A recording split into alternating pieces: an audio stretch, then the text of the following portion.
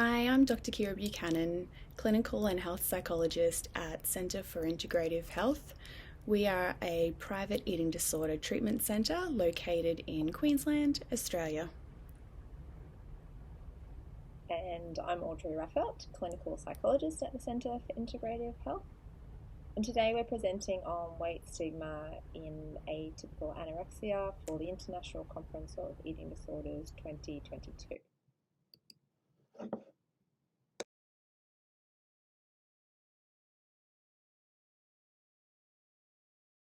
And just to confirm, we have no conflicts of interest to disclose. So I'm now going to introduce you to the source of inspiration of today's workshop, and that is two young people who came through our clinic last year at or around the same time, and I'll introduce both of them to you one by one in detail shortly. However, what's important to note is that despite both of these two young people having a lot of similarities, that is, they were both presenting with an eating disorder, it was early onset of their eating disorder, and it was their first presentation to treatment, that they had very different responses to the same treatment and the same treatment team, and very different treatment outcomes. And this really sparked a lot of conversation in our clinic about what happened for these two young people and their families that sort of led to two very different outcomes, and what can we learn from this moving forward. So the first young person moved through treatment in an almost textbook fashion. So following a short inpatient admission for medical stabilisation, this young person and her family commenced family-based therapy with our team. The family attended 22 sessions, so slightly more than the prescribed number. However, they moved through treatment pretty smoothly and without requiring any additional specialist input. And this family wrapped up treatment approximately 5 months after the initial presentation, and at follow-up they reported that things were still going smoothly and that they felt confident in continuing moving forward without any ongoing support from our service. So this is the story of Amelia, who was aged 16 years when she first presented to our clinic with her family. Now conversely, the second young person who I'm about to introduce you to had a very different treatment journey. So while this young person had also previously presented to the emergency department, she had not been admitted prior to coming along to our service due to reportedly not meeting the admission criteria. Her and her family were engaged in family-based therapy soon after the presentation to the emergency department, which was also the case for Amelia. However, this case was far from textbook. So this young person and her family attended our clinic for a total of 28 sessions.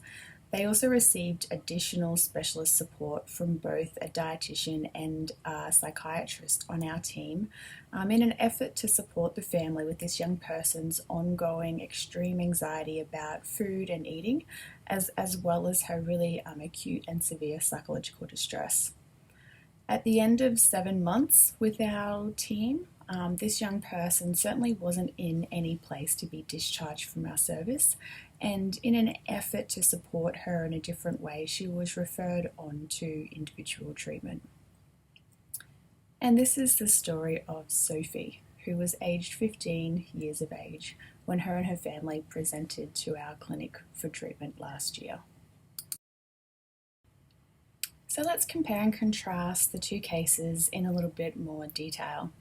So Amelia is the daughter of John and Ingrid. John works full-time as an engineer and Ingrid works full-time as a teacher, and they're still together, so the family's intact. There is no family history of any mental health concerns, the family report being very high functioning and not experiencing anything significant prior to the onset of Amelia's illness. Amelia is in grade 10 at an all-girls Catholic school here in Brisbane. And prior to the onset of her illness, the family also reported her to be very high functioning with no previous mental health history.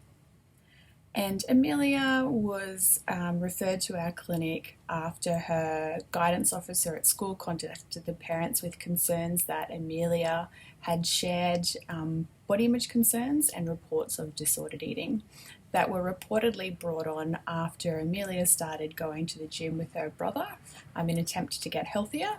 And soon after starting at the gym, Amelia became increasingly preoccupied with exercising more and more and making her diet one that she reported was healthier and healthier. So Sophie's really not all that dissimilar to Amelia. So she's a year younger. She was 15 years when she presented to our clinic for treatment, and she's also from an intact middle-class family. So Sophie is the daughter of Mark, who works as an accountant, and Amanda, who works as a registered nurse. Sophie has two siblings. She has an older sister, Caitlin, aged 18 years, and a younger brother, Liam, aged 14 years.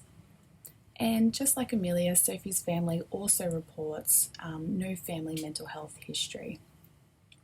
Sophie is in year 10 at an all-girls private school here in Brisbane, and prior to the onset of her eating disorder, she was reported as being high-performing, well-adjusted, and also having no prior mental health history. So Sophie was taken to the emergency department by her mother, Amanda, after Sophie had refused to eat anything for 24 hours. And Sophie's mother reported that Sophie had started dieting and significantly increasing her physical activity after a HPE class in which she learnt that her BMI placed her in the overweight range, and learning about the supposed health implications associated with being in her BMI range.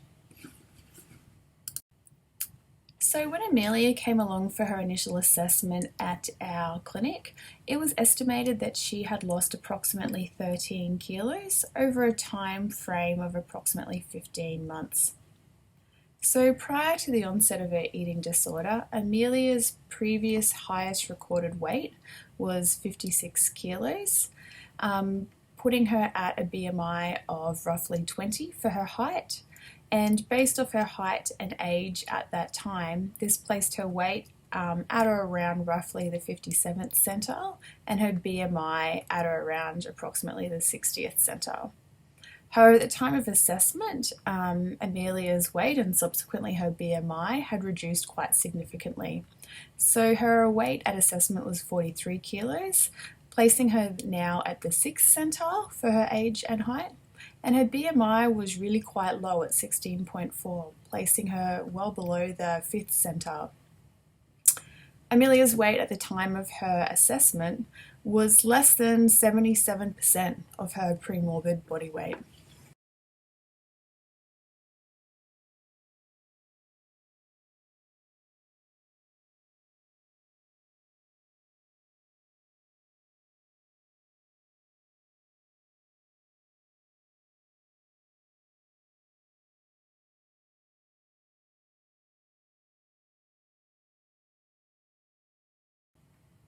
So Sophie also presented to our clinic having lost a significant amount of weight, so approximately 15 kilos over roughly the same time frame, about 16 months.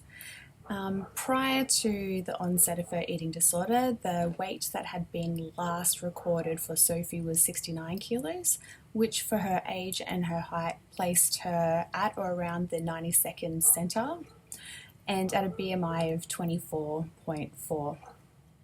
However, by the time Sophie presented for an assessment with our clinic, her weight had dropped down significantly, down to 54 kilos, which now placed her at the 57th centile for her age and height, and a BMI of 19.1.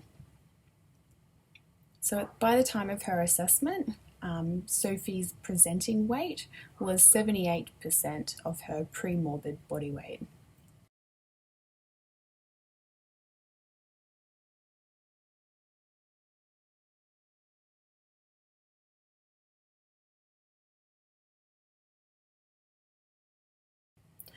So now if we consider the physical and psychological impairment that both Sophie and Amelia have experienced secondary to the onset of their eating disorder, we can see that they're both significantly compromised, both physically and psychologically. So at the time of their initial assessment, they were both assessed as having bradycardia. Both Sophie and Amelia were also assessed as having a low systolic blood pressure, which in this context might be considered hypertensive. Both Sophie and Amelia have significant postural tachycardia above 20 beats per minute. So for Amelia, postural tachycardia of 27 beats per minute, and for Sophie, 26 beats per minute. Both young people have significant postural changes in their blood pressure. They've both lost their periods for 3 or more months, and their global scores on the eating disorder examination questionnaire exceed the clinical cutoffs.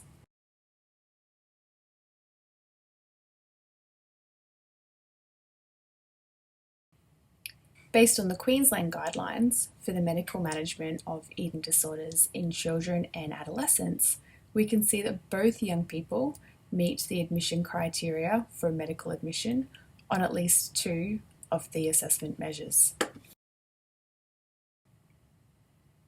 So both the young people were formally diagnosed with an eating disorder. After reviewing the DSM-5, Amelia was diagnosed with anorexia nervosa restrictive type, and Sophie was diagnosed with other specified feeding or eating disorder, OSFED, and the subcategory of Atypical Anorexia Nervosa. So at this point, the team agreed that there was very little to separate the two cases and or to explain the very different treatment responses and outcomes.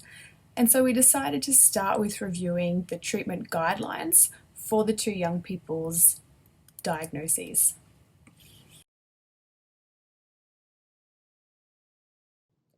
Okay, so let's have a look at what the treatment guidelines say.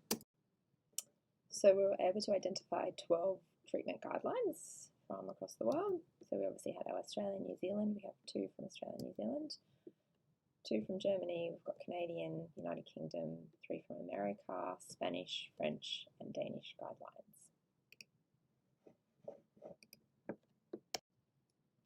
So one of the first things that stands out when reviewing the guidelines is the stark lack of commentary regarding OSFED or atypical anorexia. In our Australian guidelines, it was decided not to provide details of less common presentations, and OSFED was therefore left out. And that's the case for a lot of these other guidelines. And look, I guess OSFED is a fairly heterogeneous group, but we also know that in newer prevalence studies, atypical anorexia appears to be more prevalent than anorexia nervosa. And in fact, as a group, OSFED is still a very large group, and this means that there's a lack of clarity or consensus for a large percentage of people with eating disorders. So those guidelines that do give some guidance all recommend following the treatment recommendations that most closely or most similarly to the disorder that you're trying to treat. And so we can interpret this to mean follow the guidelines for anorexia nervosa if you're treating someone with atypical anorexia nervosa. And if we look at what the guidelines say about the treatment of anorexia nervosa, it's a pretty clear emphasis that restoration of body weight is central to treatment. So in the NICE guidelines, you can see here that they're saying helping people to reach a healthy body weight is a key goal, and that weight gain is key in supporting other psychological, physical, and quality of life changes that are needed for improvement or recovery. And when we look at the literature specifically on family-based therapy, it's also pretty consistently highlighting that weight gain is a key part of treatment and recovery for our adolescents.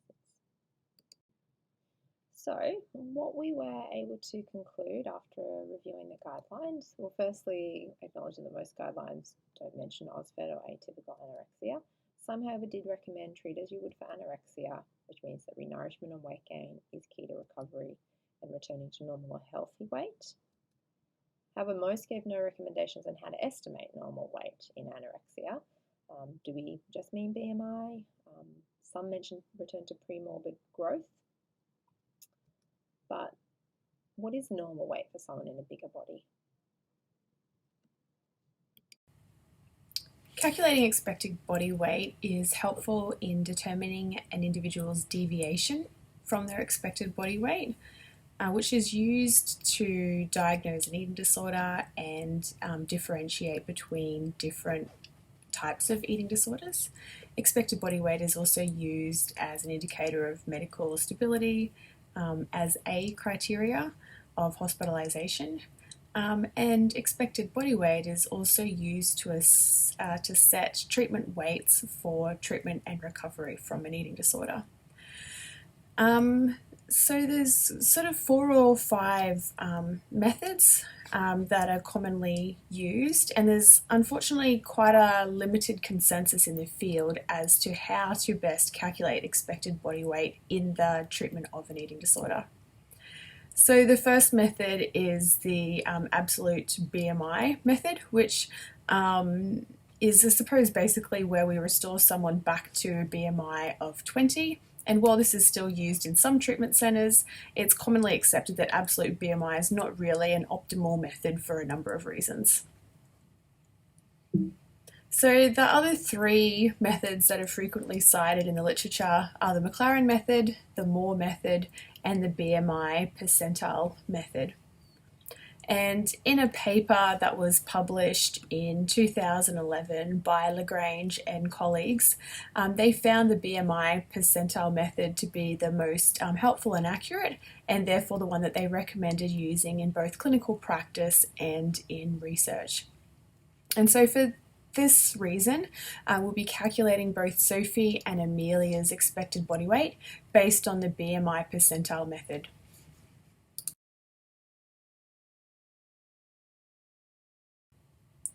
So using the method described, we've calculated the expected body weight for both Sophie and Amelia.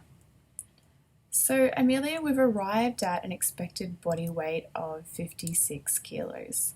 So at the time of the assessment, Amelia was 16 and 5 months, and the BMI at the 50th centile for a 16-and-a-half-year-old female is 21, and her height is 162 centimetres. So to calculate her expected weight, we times the 50th centile BMI of 21 by her height in metres squared. So we get 21 times 1.62 squared, which equals 55.11 kilos, which we've rounded up to 56 kilos. Now that takes Amelia back to 100% of her premorbid weight and requires 13 kilos of weight restoration.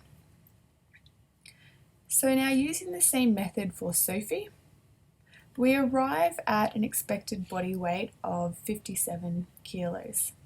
So Sophie is 15 years old, and the BMI at the 50th centile for a 15-year-old female is 20, and Sophie's height is 168 centimetres. So to calculate her expected body weight, we times the 50th centile BMI of 20 by her height in metres squared. So 20 times 1.68 squared, which comes to 56.12. And as we did with Amelia, we've rounded up to the nearest kilo to 57 kilos. Now this expected body weight takes Sophie to 83% of her premorbid weight and requires only 3 kilos of weight restoration to arrive at this expected body weight.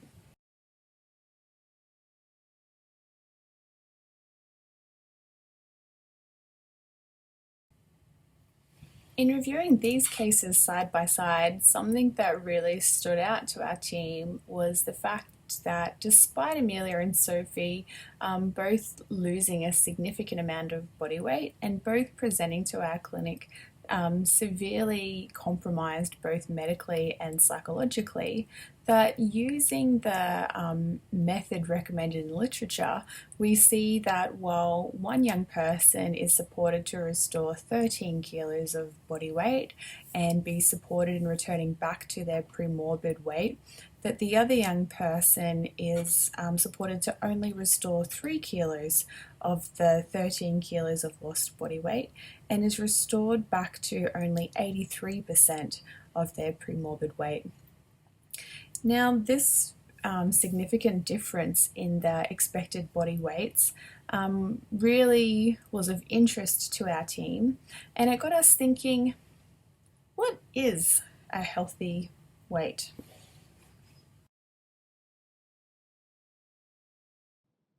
So we might start by asking this question, well, how important is body weight in understanding anorexia? And Lagrange and colleagues did this study in 2012 where they compared illness profile between anorexia and atypical anorexia. One of the things they found from this study was that atypical anorexia actually appears more common at the population level. But importantly too, people in higher body weights were presenting with just as severe eating disorders as those in lower body weights. And really, from this data, we can say, well, BMI doesn't actually tell us how unwell someone is. So we might then ask, well, does BMI tell us anything about the medical compromise of eating disorders in lower or higher body weights? And Sarah and colleagues looked at this. They compared adolescents with anorexia to adolescents with atypical anorexia, and they assessed bradycardia, orthostatic changes, instability, BP, amenorrhea, temperature. And really what they were able to find is that it didn't give particularly useful differentiation between the two. So the extent of physical compromise reported here in adolescents with atypical anorexia, who are by definition not underweight, suggests that beyond the effects of underweight, substantial loss of weight and or rapid weight loss may itself be detrimental to physical health. So really what we're starting to find in the literature is that, well, absolute weight isn't particularly informative of illness severity. But if we're not going to use absolute weights like BMIs, then what does that mean, that weight doesn't matter? Well, Whitelaw and colleagues investigated if weight loss accounts for acute physical compromise kind of independent of absolute body weight, so beyond BMIs. And they were able to conclude that in adolescents with restrictive eating disorders, total weight loss and recent weight loss are better indicators, better predictors than their admission weight on many physical complications.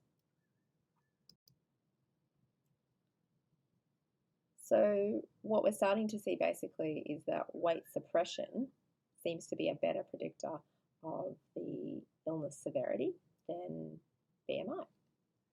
So let's have a look at just how important is weight suppression to understanding these. So although this is a relatively new concept in the treatment of anorexia, it has been studied for quite some time in the treatment of bulimia. And what Bertrand and colleagues found in 2016, they looked at weight suppression as a predictor kind of treatment outcome in bulimia nervosa. So this just gives us a kind of example of what we can learn from weight suppression. And they were specifically interested in outcomes after receiving treatment. And they found that the group who continued to experience symptoms did have more weight suppression at treatment completion. And that was after controlling for BMI, dietary restraint, and weight and shape concerns. So we can kind of see that there's this really unique effect of weight suppression on outcome in bulimia.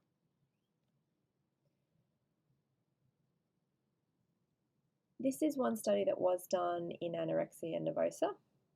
So Berner and colleagues in 2013, they were assessing kind of the relevance of weight suppression specifically for anorexia. So again, kind of looking beyond BMI and how informative it is for response to treatment.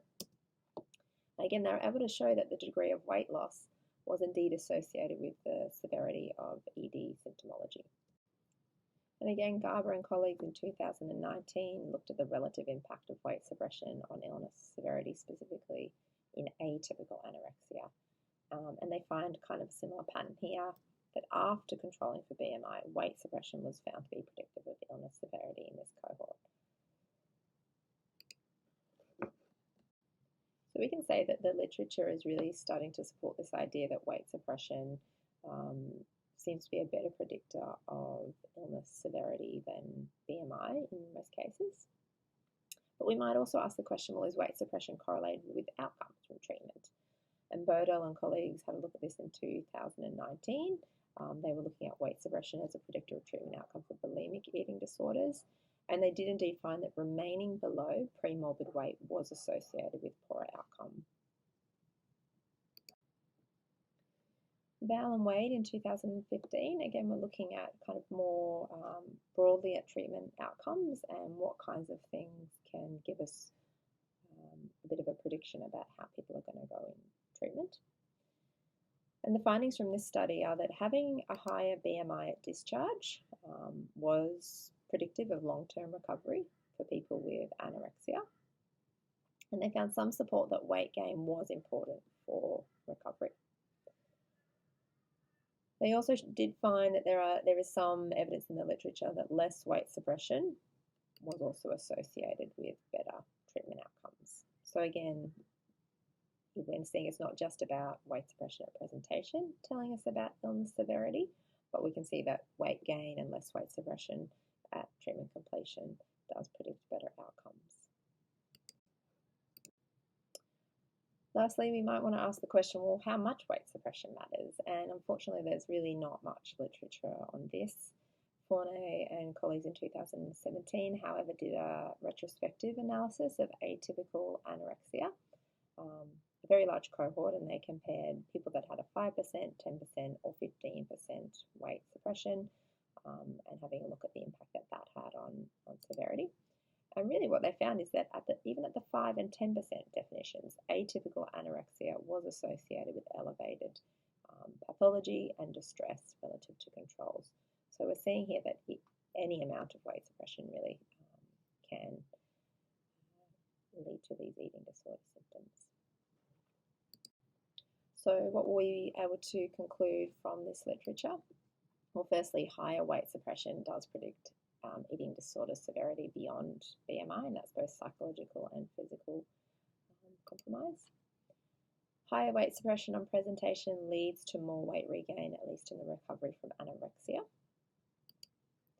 And then less weight suppression at discharge and more weight gain in treatment predicts better outcomes across a range of eating disorders. So, given that our review of the literature has concluded that someone's deviation from their premorbid body weight, referred to as weight suppression, is more strongly correlated with treatment outcomes and more predictive of health or physical and psychological compromise than absolute BMI is, should we then be considering restoring Sophie back to her premorbid body weight as opposed to an arbitrary BMI based off BMI centiles?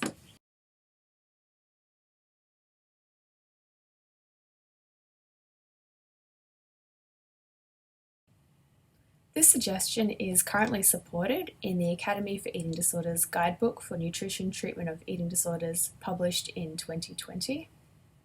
After acknowledging that a major determinant of body weight is genetic, the guidebook states that a biologically appropriate weight is a weight that is easily maintained without need for dieting or inappropriate food and exercise behaviours, and reflects premorbid weight, normal physical and psychological function, genetic predisposition, ethnicity, gender, and family history.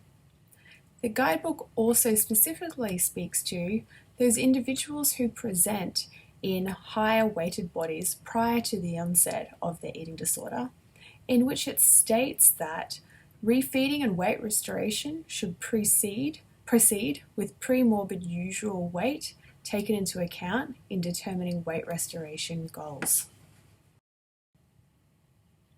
Furthermore, the Society for Adolescent Health and Medicine produced a position paper for the medical management of restrictive eating disorders in adolescents and young adults, in which one of their positions states explicitly that weight restoration and resumption of spontaneous menses are important goals of treatment, and treatment goal weight should take into account pre-morbid trajectories for height, weight, and body mass index, age at pubertal onset, and current pubertal stage.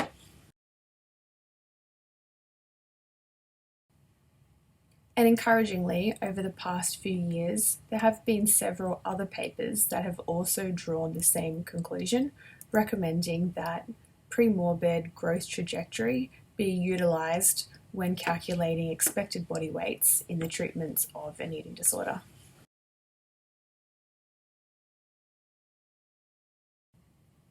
So after consulting with our colleagues at the Children's Health Queensland Hospital and Health Service, we came across these guidelines regarding the calculation of expected body weights in the treatment of eating disorders that they published.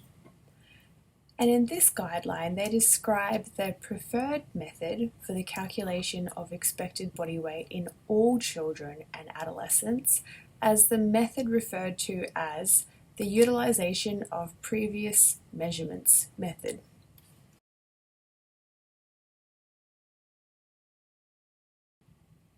This method relies on previous weight measurements over a period of time to determine the weight centile the young person was trucking along prior to the onset of their eating disorder.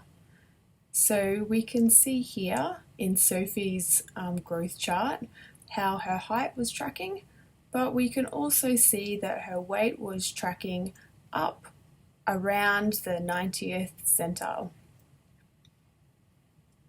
So this centile is then used to calculate 100% of her expected body weight, and it will also form the 100% expected body weight line on the weight chart, which we'll take a look at in a second.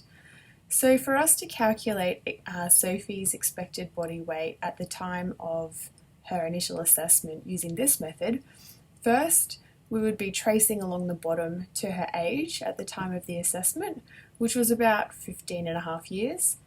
Then we would be tracking up to the centile line, which Sophie had been tracking along prior to the onset of her eating disorder, and looking to see what weight that sort of placed Sophie's expected body weight at.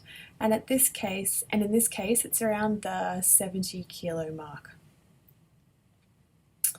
So then the approaching health and the compromise cutoffs are then calculated as 90% of expected body weight and 75% of expected body weight, respectively. So let's take a look at what this does to Sophie's weight chart now. So first of all, using this method, we're going to be getting rid of the 85th centile BMI, meaning that there's now no such thing as above weight or higher weight on Sophie's weight chart. We're also going to be recalculating her 100% expected body weight, which we have already done. And now this places her up at the 70 kilo mark, which is marginally above the weight that Sophie was before the onset of her eating disorder, which makes sense. And we're going to call anything above this the healthy weight range for Sophie. So we're also going to be moving, obviously, her 90% expected body weight cutoff. So it's going to be 90% of her expected body weight. And that's going to move it up here. And this is the section that we're now going to be calling approaching health. And it makes a lot of sense when we look at it this way, because the weight that Sophie was prior to the onset of her eating disorder, she was functioning really well at. She was happy and healthy physically and psychologically. However, she's only 15 and a half years old, so we would expect that she would continue to grow at this peak stage of puberty, and that the weight that she was prior to the onset of her eating disorder is not going to be still appropriate for her 16 months later, which was the time when she presented the assessment, and certainly it's not going to be appropriate for her after the course of FBT. So we're now actually going to put in the 75% of expected body weight cutoff. And anything below this is now a hospital range. And this is going to be, I suppose, quite helpful for Sophie's treatment team, but also for Sophie to see that actually, no matter what weight you present at, losing too much weight or becoming quite significantly below the weight that's normal for you can result in quite severe physical and medical complications. And we can see as well that Sophie's weight that she initially presented to her assessment at is only marginally above that cutoff for hospital admission.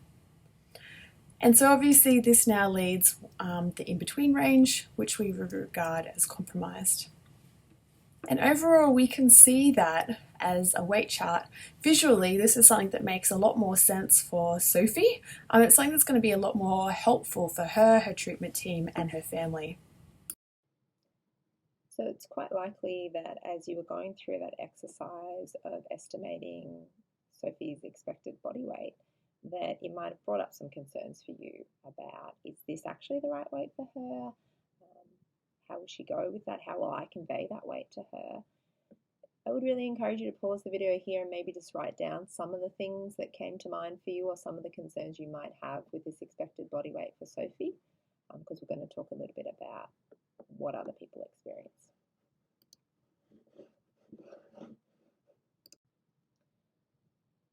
So when we talk to clinicians and families about weight restoration for clients in bigger bodies, there are a number of concerns that often get raised. They might say she can't recover, or can't she recover without gaining the weight, but won't she be overweight, she'll be unhealthy, she'll be at risk of chronic disease. They might say she won't be able to cope. They might say her body image will worsen and she'll relapse again, or they might say she'll just refuse treatment altogether, or clinicians might worry that the parents won't agree. And really all of these concerns, we can kind of group them into three things. Number one, she'll be unhealthy. Number two, she won't cope. Or number three, she won't agree. And this is similar to what Lagrange's team found when looking at the concerns that people going through family-based therapy would raise. In fact, in their study of family-based therapy for atypical anorexia, they did mention that in their experience, healthcare providers and families are reluctant to consider higher weights given the long-term risk of overweight and obesity. But are these concerns warranted? Let's take a look at each of these in turn. So we've got the first one here, she'll be unhealthy. First thing you have to remember is that she's unhealthy now. The eating disorder is an immediate threat to her health. We also have to remember that she's a person, not a statistic. And when we worry about these long-term health outcomes, we're really talking about what's happening at a population level. If we want to know if she's healthy, we can measure her health. If we want to help her to be healthy, we can help her with healthy behaviors. And in fact, again, there's lots of literature to say that healthy behaviors are better predictors of her health, well beyond BMI.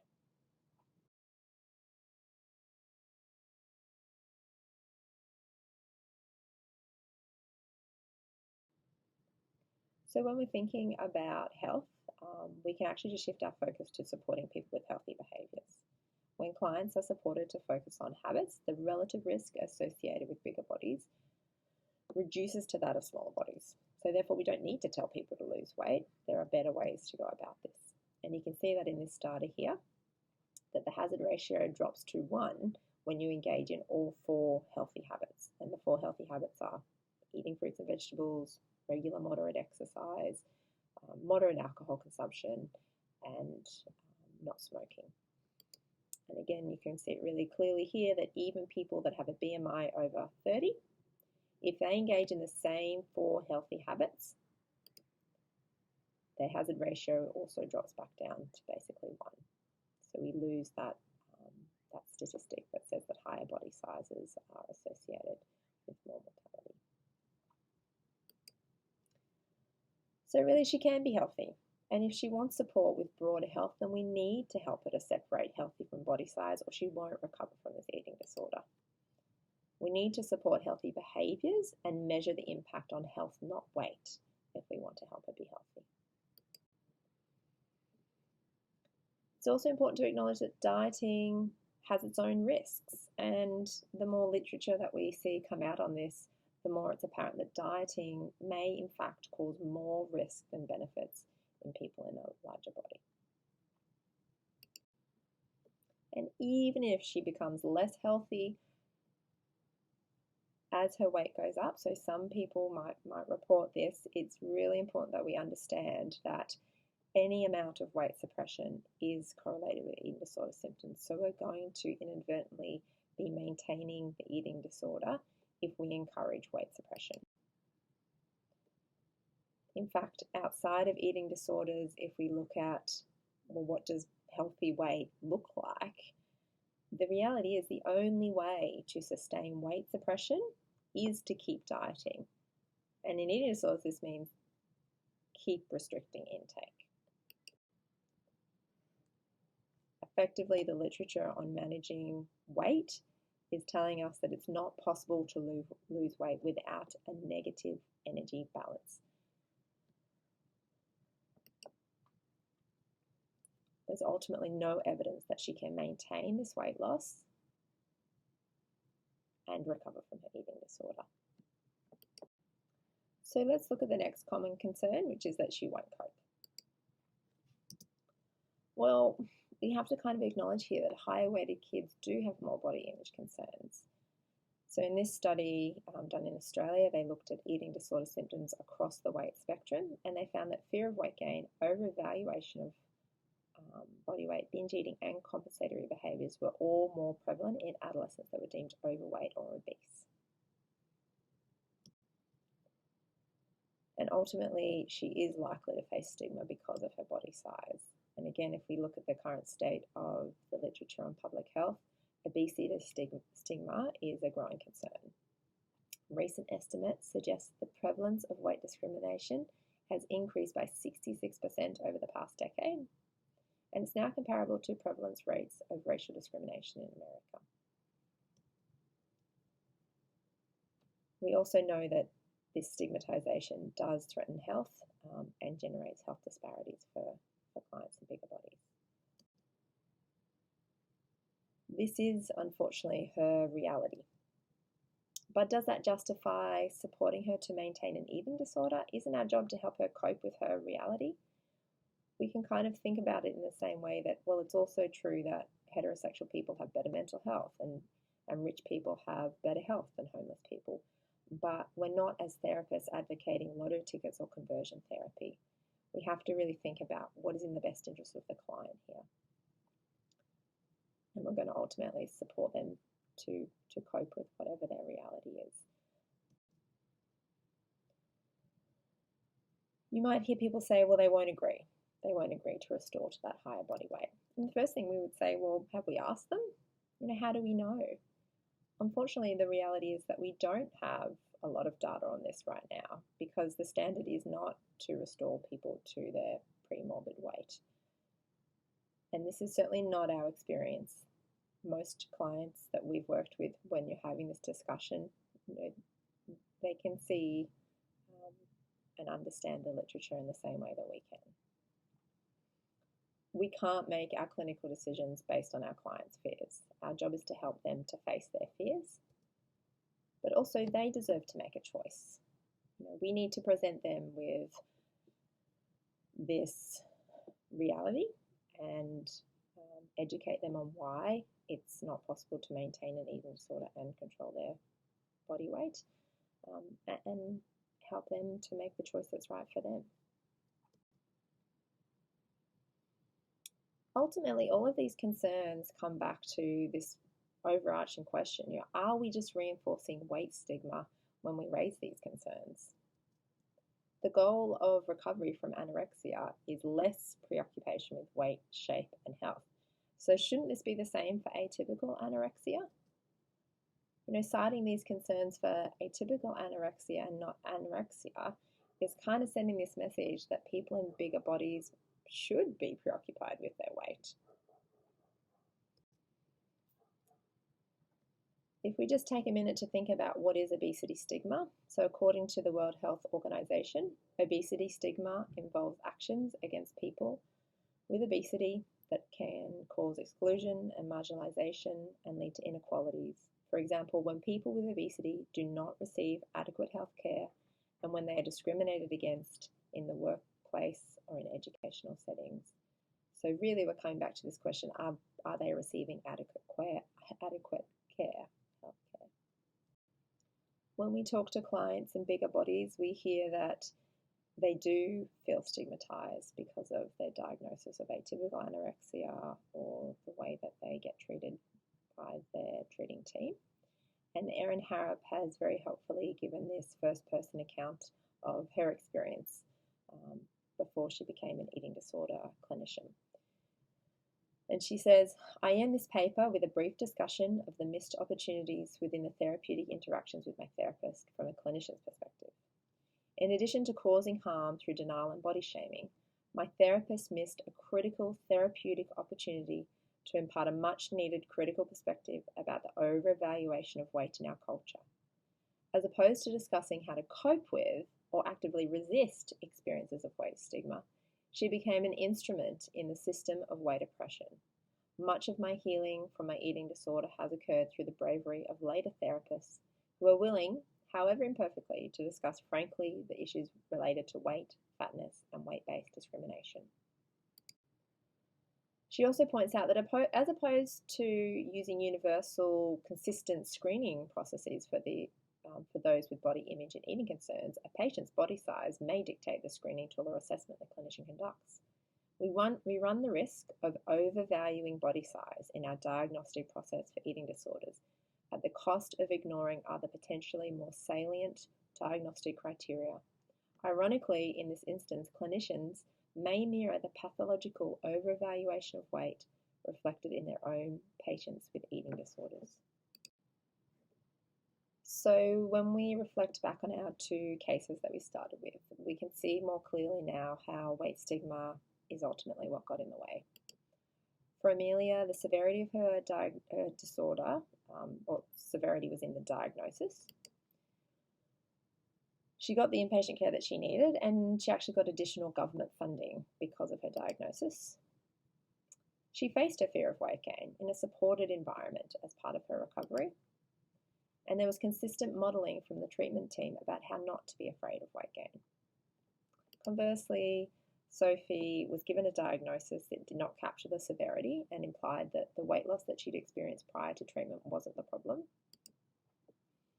She did not receive the necessary inpatient care and she did not receive additional government funding. She wasn't recommended or encouraged to regain the weight. Therefore, this was kind of reinforcing that the lower weight was a good thing for her. And she did not face her fear of weight gain. She maintained a suppressed weight and therefore never really learnt to cope with her genetic body size. So with all this in mind, if we had our time with Sophie again, what would we have done differently? First of all, we would have given Sophie the same diagnosis that we did Amelia, anorexia nervosa. Sophie and Amelia had far more in common than what they did differences. A diagnosis of atypical anorexia nervosa added nothing to Sophie's treatment. All it did was distract Sophie's treatment team and her carers from the key tasks at hand in the treatment of her eating disorder. Secondly, we would have calculated Sophie's expected body weight as being 100% of her pre-morbid weight trajectory. That is, looking back at her growth chart, we could see that Sophie was tracking along at the 75th centile, and prior to the onset of her eating disorder, Sophie was a happy, healthy, high-functioning young woman. All of that changed significantly when she lost weight and dropped down to about the 50th centile for weight. Finally, we would have really treated the need for weight restoration, its importance, and the amount that needed to happen as seriously as we did in the treatment for Amelia. Sadly, Sophie's case isn't an isolated case, nor is it a unique one. Obviously, both Sophie and Amelia are fictitious cases. The inspiration for these two young people presented in this workshop came from a number of different young people and their families that presented for treatment throughout the course of 2021 in Brisbane, Australia. However, in pulling together the specific profiles for Sophie and Amelia, we reviewed all of the literature that we could find in the treatment of anorexia nervosa and atypical anorexia nervosa.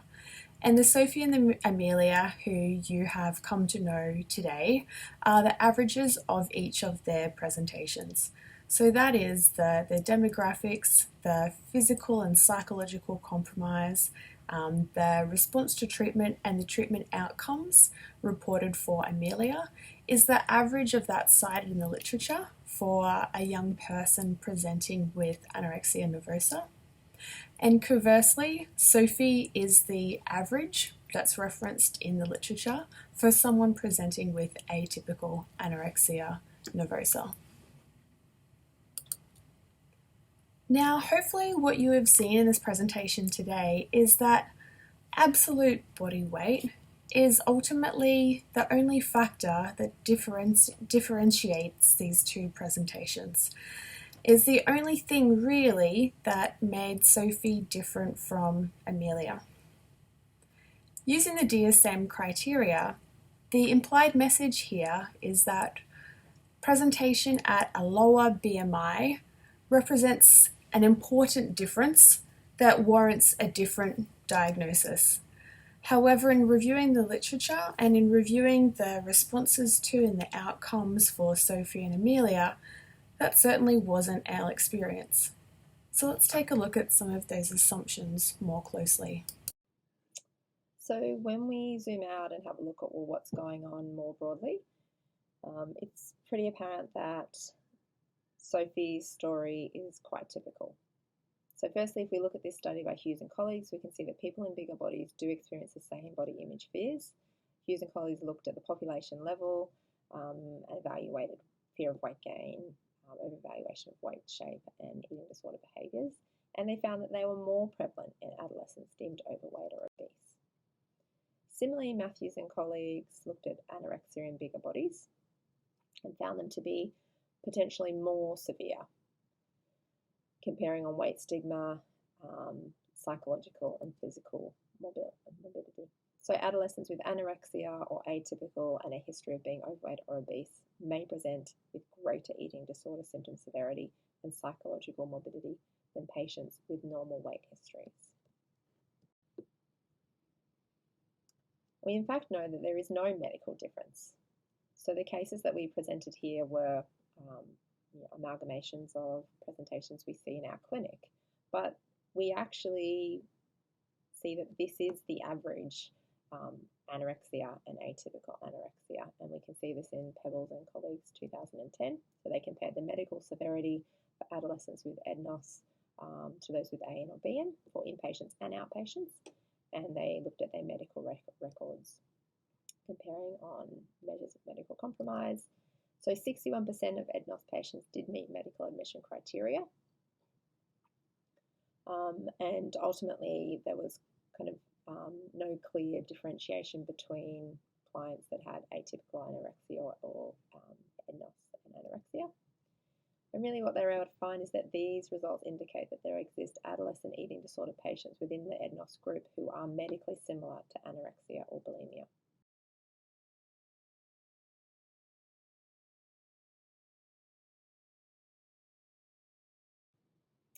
And this is a really important thing for us to consider, because what we're really saying here is that weight bias is becoming a systemic issue. In this study, people with anorexia had more prevalence in community samples than anorexia, and they were just as risky, yet fewer admissions to inpatient care. Unfortunately, what we're seeing is that people with atypical anorexia are not getting the right treatment at the right time. So we've already discussed what we would have done differently had we been given our time again in order to ensure that Sophie had a very different response to treatment. However, now we also want to consider what would have needed to be in place in order to better support us as practitioners in ensuring that Sophie received the treatment that she needed when she presented with an eating disorder. In other words, how do we now, as a field, ensure that the future Sophies of the world receive the right treatment when they present with an eating disorder?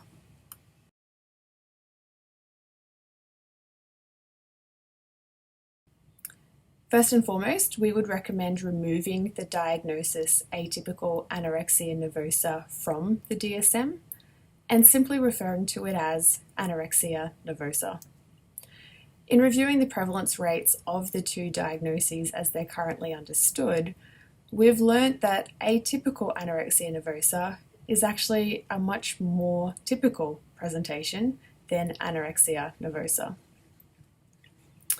And comparing and contrasting the two diagnoses as they're currently understood, we see that atypical anorexia is more similar than what it is different than anorexia nervosa.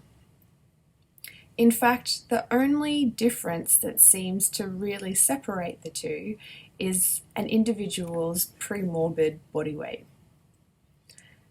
So, at best, atypical anorexia nervosa as a diagnosis is unnecessary. It doesn't really add anything to our understanding or our treatment planning for the diagnosis. And at worst, it actually perpetuates weight stigma and discrimination. Secondly, based off our findings, we recommend that we consider rethinking the way in which we classify the severity of an eating disorder. Specifically, rather than classifying severity according to absolute BMI, as is the case in the DSM-5, that instead we consider classifying severity based off an individual's weight suppression. That is, based off their deviation from their pre-morbid body weight.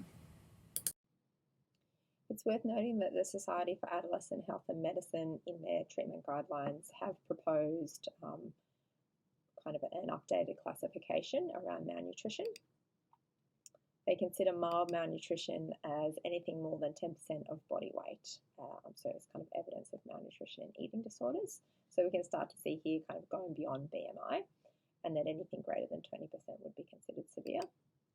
But we also kind of want to make the point that some clients may not have lost weight and show evidence of malnutrition. So having these percentage weight loss is going to improve our ability to capture people who are likely to be malnourished, but we also need to take into account their criteria on presentation, medical criteria.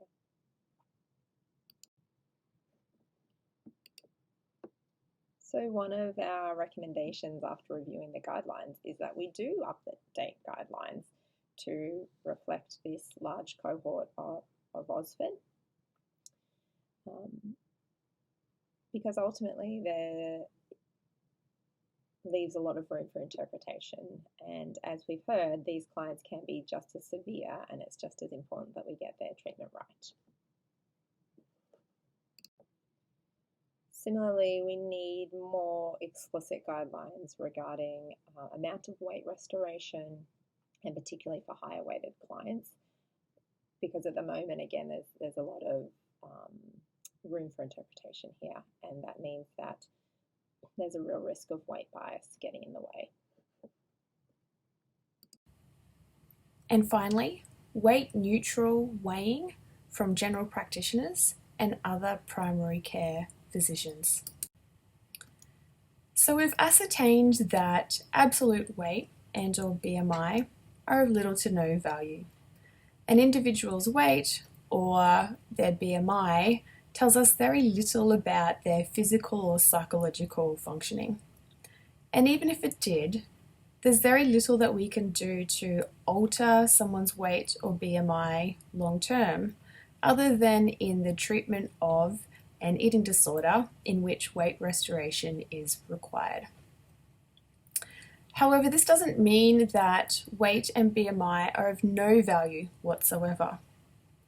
In fact, an individual's degree of deviation from their previous highest weight or their growth trajectory, otherwise referred to as the degree of weight suppression, is a really important indicator of a number of different things.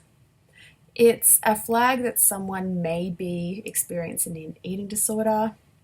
It can be an indication of which eating disorder the individual may currently be experiencing. The degree of weight suppression is an important predictor of how physiologically and psychologically unwell an individual is likely to be. And it's also really valuable in helping us to accurately calculate the degree of weight restoration that this individual is likely to need in order to return to optimal physical and psychological functioning. In order for practitioners working in the field of eating disorders to be able to more accurately calculate expected body weights based off an individual's previous growth trajectory, we need general practitioners and primary health care physicians to be regularly recording individuals' heights and weights.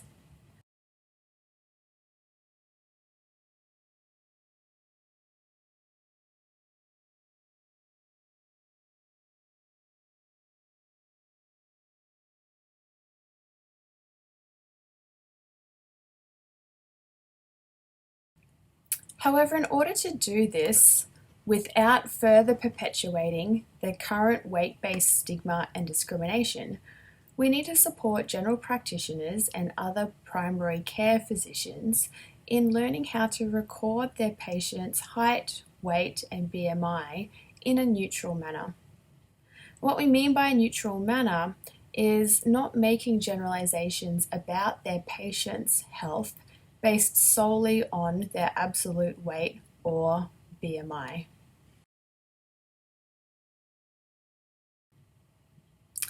Thank you for joining us for this presentation today.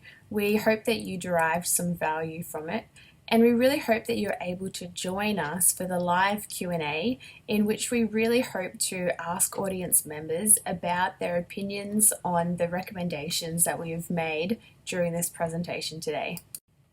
If you can't join us for the live Q&A, but are interested in submitting your thoughts and feedback about the recommendations that we have made during today's presentation, you can scan the QR code in the bottom left-hand side of the screen, and it'll take you to our website where you can register your interest to participate in a Delphi Expert Consensus study, in which we're really looking to collect as many opinions as we can from experts working in the field about the recommendations that we've made. And finally, we have some special acknowledgements that we would like to make. So first and foremost, Audrey and I both acknowledge the First Nations people as the traditional owners of the land on which we live, work, and have presented here today. We also acknowledge lived experience of people living with eating disorders and other mental health concerns. We sincerely value their input into service design and delivery. We acknowledge the unfortunate fact that the input of lived experience is missing from today's presentation. However, we're committed to ensuring that ample opportunity is provided for both carers and consumers to provide input in and feedback on the recommendations that we have presented here today. Finally, there are a number of people who supported Audrey and I in designing and delivering this presentation today, and so I'd like to pay special acknowledgement to Eva Mosby, Dr. Sam Catania, Dr. Fiona Willer, and our colleague here at Centre for Integrative Health, Dr. Nya Tran, for their very valuable and helpful contributions to today's presentation.